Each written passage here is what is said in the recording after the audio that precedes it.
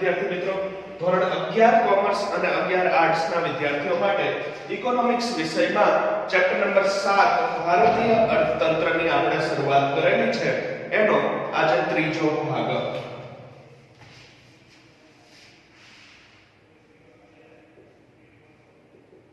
ધોરણ 11 commerce 11 arts વિષય economics એ અર્થશાસ્ત્ર વિષયમાં ચેપ્ટર નંબર 7 ભારતીય અર્થતંત્ર.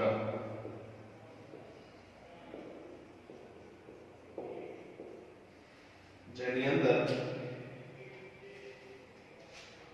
વિડિયો લેક્ચરનું સેશન ત્રીજું એટલે કે પાર્ટ 3. વિદ્યાર્થી મિત્રો, અત્યાર સુધી આ ચેપ્ટરના બે વિડિયો લેક્ચરના સેશનનો આપણે વિગતવાર અભ્યાસ કર્યો છે અને આજે હવે ભાગ 3.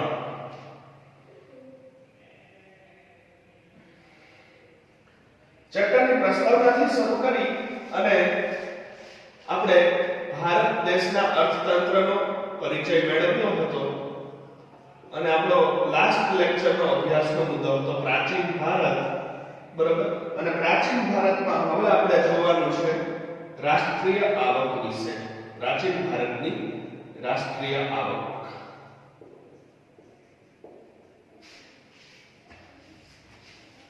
અત્યાર સુધીનું વિડિયો લેક્ચરનું સેશન આપણે જે ભણ્યા આ ચેપ્ટરમાં એમાં આપણે સૌથી પહેલા પ્રસ્તાવના શરૂ કરી હતી ચેપ્ટર નંબર 7 માં, બરાબર, કે ભારત એ સાંસ્કૃતિક ભવ્યતા ધરાવતો દેશ છે, બરાબર. ભારતમાં વિવિધતામાં એકતા જોવા મળે છે. શું કામ? તો કે વિવિધ પ્રકારના જુદા જુદા ધર્મ, જુદી જુદી જ્ઞાતિઓ અને જાતિઓ, જુદા જુદા રીત રિવાજો, જુદી જુદી રહેણી કહેણી, જુદા જુદા પોશાકો એટલે કે વસ્ત્રો અને જુદા જુદા ખોરાકની આદતો ધરાવતા લોકો એ સંપીને એ ભારતમાં વસવાટ કરે છે. એટલે ભારત એ વિવિધતામાં એકતા ધરાવતો અથવા તો સાંસ્કૃતિક ભવ્યતા ધરાવતો દેશ ગણાય છે. પ્રાચીન સમયમાં 17, 18 અને 19મી સદીમાં ભારતની ગણના વિશ્વમાં એક ખૂબ જ સુખી સમૃદ્ધ દેશ તરીકે થતી હતી. એ સમયમાં સમગ્ર વિશ્વની અંદર ભારત એક મોટો ઔદ્યોગિક દેશ ગણાતો હતો, બરાબર. અને ભારતની ગણના એ આખા વિશ્વમાં એ ઔદ્યોગિક દેશ તરીકે થતી હતી. ઉદ્યોગ પ્રધાન અર્થતંત્ર હતું ભારત દેશનું. અત્યારે જેમ ખેતી પ્રધાન છે એમ આપણે વાત કરીએ 17, 18 અને 19મી સદીની અંગ્રેજ શાસન પહેલાનો સમયગાળો, બરાબર. તો એ વખતે સોને કી ચિડિયા ઉપનામ હતું ભારત દેશ, બરાબર. સોને કી ચિડિયાના ઉપનામ ઉપરથી જ આપણને ખ્યાલ આવી શકે છે કે એ ભૂતકાળમાં એ સમયમાં કેટલો સુખી અને સમૃદ્ધ દેશ હતો આપણો એ. ત્યાર પછી ભારત દેશના નામનો ઇતિહાસ આપણે જોયો, બરાબર, કે રાજા દુષ્યંત અને રાણી શકુંતલાના પુત્ર ભરતના નામ પરથી એ આપણા દેશનું નામ ભારત રાખવામાં આવ્યું છે, બરાબર. ત્યાર પછી પ્રાચીન ભારતમાં બે જુદી જુદી સંસ્કૃતિઓ વિકાસ પામી. હિન્દુ ખીણની સંસ્કૃતિ અને આર્ય સંસ્કૃતિ. હડપ્પા અને મોહેન્જો-દડો નામના બે શહેરો વસેલા હતા. સિંધુ ખીણની સંસ્કૃતિ, બરાબર, એના અવશેષો પણ આપણને ઇતિહાસમાં મળી આવે છે. એનો પણ આપણે પરિચય મેળવ્યો. પ્રાચીન ભારતની આર્થિક સમૃદ્ધિ એ આંખો આંજી દે એવી હતી, બરાબર. ભારતમાંથી ઘણી બધી ચીજવસ્તુઓની નિકાસ થતી હતી, વિદેશોમાં વેપાર થતો હતો અને એટલે ભારત સુખી સમૃદ્ધ રાષ્ટ્ર હતું એ વખતે. તો આપણે પ્રાચીન ભારતનો મુદ્દો ભણતા હતા લાસ્ટ લેક્ચરમાં અને પ્રાચીન ભારતમાં ખેતીની શું સ્થિતિ હતી, ઉદ્યોગ ક્ષેત્રની શું સ્થિતિ હતી અને સેવા ક્ષેત્રની શું સ્થિતિ હતી એનો વિગતવાર અભ્યાસ આપણે લાસ્ટ લેક્ચરમાં કરી ચૂક્યા છીએ. હવે વાત આવે છે પ્રાચીન ભારતની રાષ્ટ્રીય આવકની. બરાબર કે એ સમયના ભારતમાં રાષ્ટ્રીય આવક કેટલી હતી, કેવા પ્રકારની હતી, અથવા તો એ વખતની રાષ્ટ્રીય આવકમાં શું વિશેષતાઓ હતી, તેનો આપણે આગળ અભ્યાસ કરીએ કે આર્થિક ઇતિહાસકાર એગ્નસ મેડિસનના જણાવ્યા પ્રમાણે એ સમયે ભારત વિશ્વનું સૌથી મોટું અર્થતંત્ર હતું. બરાબર કોણે કીધું છે આ વિધાન? તો કે પ્રાચીન આર્થિક ઇતિહાસકાર, પ્રાચીન આર્થિક ઇતિહાસકાર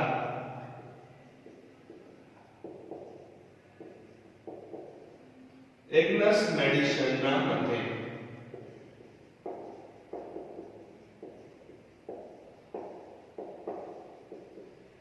તે સમયે ભારત એ વિશ્વનું સૌથી મોટું અર્થતંત્ર હતું.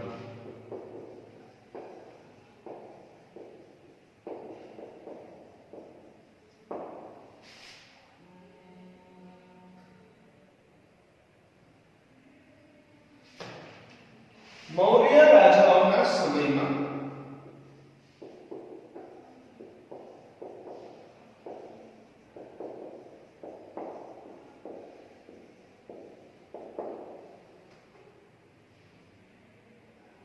ભારતમાં અર્થતંત્રમાં ઘણા અગત્યના અને વિકાસલક્ષી નિર્ણયો લેવાયા. ભારતના અર્થતંત્રમાં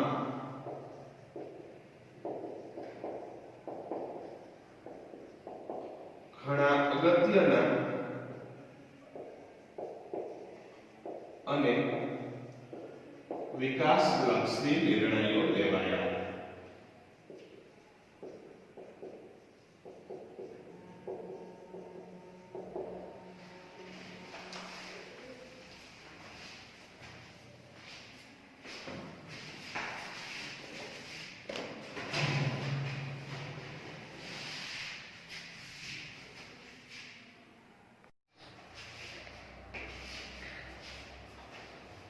ફ્રેન્ડ્સ, અહીંયા આપણે વાત કરીએ છીએ પ્રાચીન ભારતની રાષ્ટ્રીય આવક વિશે અને પ્રાચીન ભારતની આર્થિક સમૃદ્ધિ વિશે.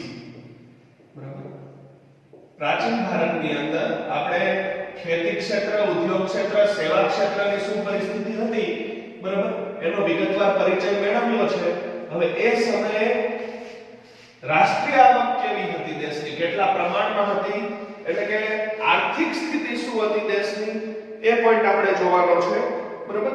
તો મૌર્ય શાસનમાં, મૌર્ય રાજાઓના શાસનમાં ભારતના અર્થતંત્ર માટે ઘણા જ અગત્યના, ઘણા મહત્વના અને દેશ માટે વિકાસલક્ષી નિર્ણયો લેવાયા હતા.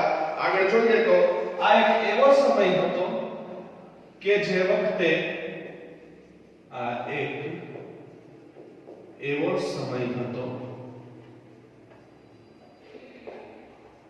કે તે વખતે આખું ભારત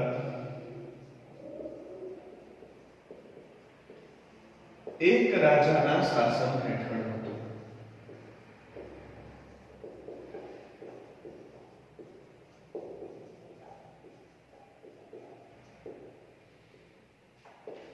પછી 16મી અને 17મી સદી ના અંત સુધી મુગલ શાસન વિકાસ પામ્યું. 16મી સદી અને 17મી સદીના અંત સુધીમાં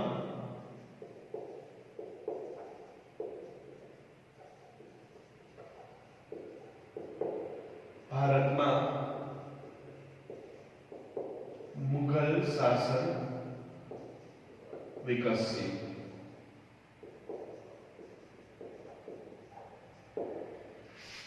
ત્યાર પછી અને દક્ષિણ એશિયાનું 90% શાસન તેમની સત્તામાં આવ્યું. તેથી દક્ષિણ એશિયાનું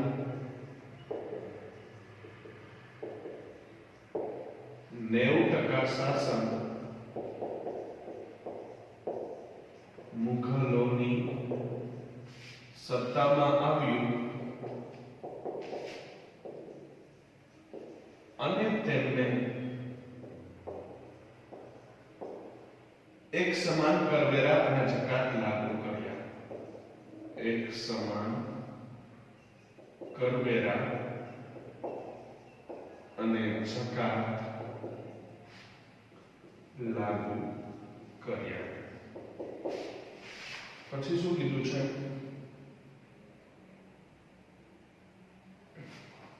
ઈસવીસન 1700 માં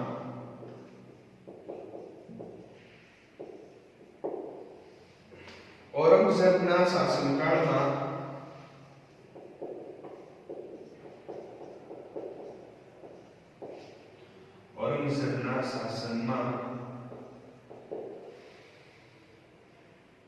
દેશની રાષ્ટ્રીય આવક 10 કરોડ પાઉન્ડ થઈ હતી.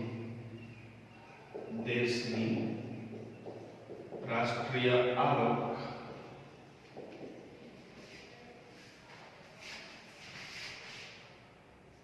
10 કરોડ પાઉન્ડ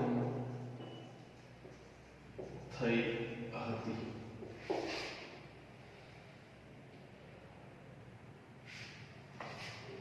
ત્યારબાદ ભારતમાં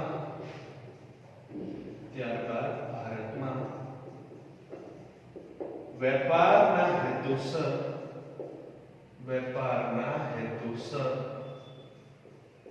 વિદેશી પ્રજાનું આગમન શરૂ થયું. ત્યાર પછી આ રીતે પ્રાચીન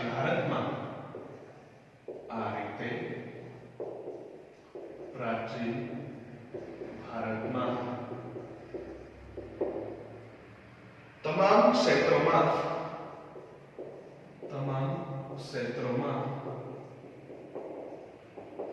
સુવર્ણકાળના લક્ષણો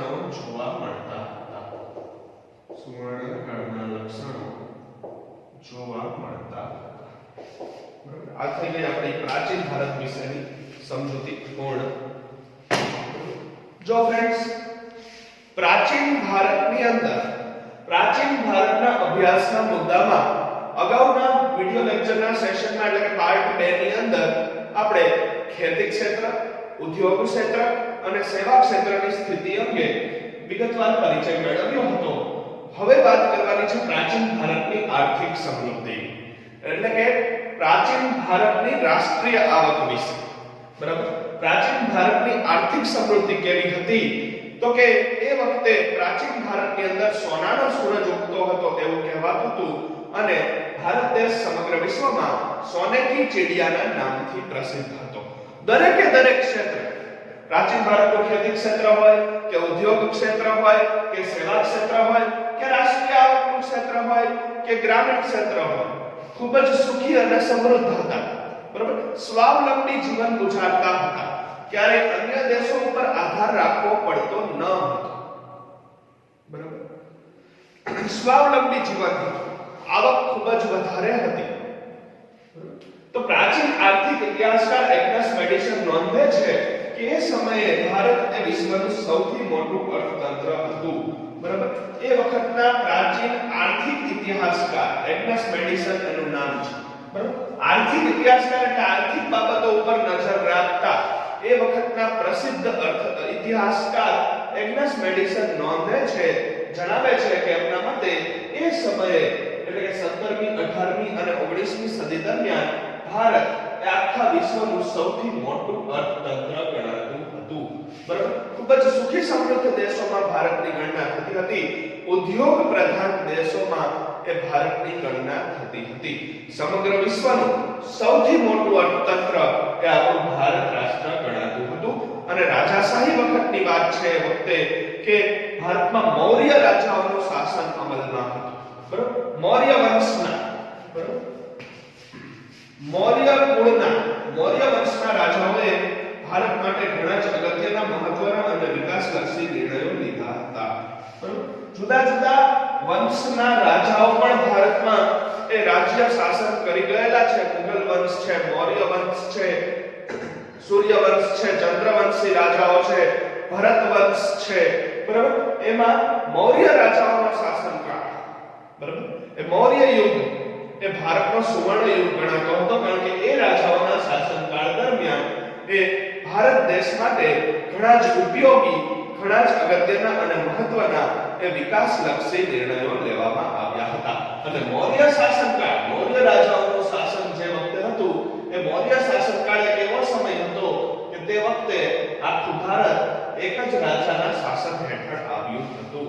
બરાબર, ચક્રવર્તી સમ્રાટ, બરાબર, મૌર્ય યુગ, મૌર્ય રાજાઓનો શાસનકાળ એ એવો સમયગાળો હતો 15મી સદી 16મી સદી દરમિયાનનો કે આખા ભારતમાં એક ક્ષત્રિય શાસન હતું. સમગ્ર ભારત, સંપૂર્ણ ભારત એ એક રાજાના શાસન હેઠળ આવ્યું હતું એ મૌર્ય વંશના રાજાઓ વખતે. અને એટલે જ એ વખતે શક્ય બન્યું કે દેશ માટે ઘણા અગત્યના અને મહત્વના વિકાસલક્ષી નિર્ણયો લઈ શકાયા. ત્યાર પછી વાત આવે છે 16મી અને 17મી સદીની. તો કે 16મી અને 17મી સદીના અંત સુધી ભારતમાં મુગલ રાજાઓનું શાસન એ સ્થપાઈ અને વિકસી ચૂક્યું હતું. બરાબર, 16મી અને 17મી સદી, બરાબર, આ 200 વર્ષ, 16મી સદીની શરૂઆતથી લઈ અને 17મી સદીના અંત સુધીમાં, બરાબર, 17મી સદી પૂરી થાય ત્યાં સુધીમાં એ ભારતમાં મુગલ રાજ્યની, મુગલ શાસનની સ્થાપના થઈ ચૂકી હતી અને આખા ભારતમાં મુગલ શાસન વિકસી ચૂક્યું હતું. અને મુગલોના શાસનકાળમાં દક્ષિણ એશિયાનું લગભગ 90% શાસન એ મુગલ રાજાઓની સત્તામાં આવ્યું હતું. અને એથી જ એ મુગલ શાસકોએ આખા દેશમાં એક સમાન કરવેરા અને એક સમાન જકાત લાગુ કરી હતી. બરાબર, મુગલ શાસનકાળમાં પણ ભારતનો સારો એવો વિકાસ થયો છે. ભારતની આર્થિક સમૃદ્ધિ વધી છે. ભારતની રાષ્ટ્રીય આવકમાં વધારો થવા પામ્યો છે. બરાબર, મુગલ રાજાઓના છત્ર હેઠળ, મુગલ રાજાઓના શાસનકાળમાં દક્ષિણ એશિયાનો 90% વિસ્તાર સમાવિષ્ટ હતો. અને આટલો બધો વિસ્તાર સમાવિષ્ટ હોવાથી એ મુગલ રાજાઓએ સમગ્ર ભારતમાં એક સમાન કરવેરા, એક સમાન ટેક્સ અને જકાત લાગુ કર્યા હતા, ઓક્ટ્રોય. બરાબર, અને ઈસવીસન 1700 કે જે ઔરંગઝેબનો સમયગાળો છે, બરાબર, અકબર, ઔરંગઝેબ, જહાંગીર, બરાબર, બધા મુગલ શાસકો, બરાબર, એમાંથી ઈસવીસન 1700 એ ઔરંગઝેબના શાસનનો સમય છે. એ વખતે ભારત દેશની રાષ્ટ્રીય આવક વધી અને 10 કરોડ પાઉન્ડ થઈ ગઈ હતી, 10 કરોડ પાઉન્ડ સુધી પહોંચી હતી. કયા રાજાના સમયમાં? તો કે ઔરંગઝેબના સમયમાં. ક્યારે? ઈસવીસન 1700 માં. ઔરંગઝેબના શાસનકાળમાં, એટલે કે ઈસવીસન 1700 ના સમયમાં ભારત દેશની કુલ રાષ્ટ્રીય આવક વધી અને 10 કરોડ પાઉન્ડ જેટલી થઈ ગઈ હતી. 10 કરોડ પાઉન્ડ જેટલી વધી હતી. અત્યારે નથી એટલી.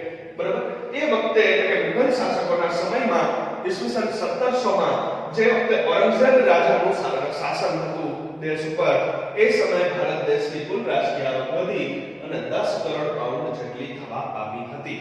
ભારતની આ સુખ સમૃદ્ધિથી આકર્ષાઈને, ભારતની આ આર્થિક સમૃદ્ધિથી આકર્ષાઈને અને વિદેશી પ્રજાઓનું વેપાર કરવા માટે દેશમાં આગમન કરવાનું શરૂ થયું હતું. બરાબર, એટલે કે ઔરંગઝેબના શાસનકાળ બાદ જ ભારતમાં વેપારના હેતુસર વિદેશી પ્રજાનું આગમન શરૂ થયું. બરાબર,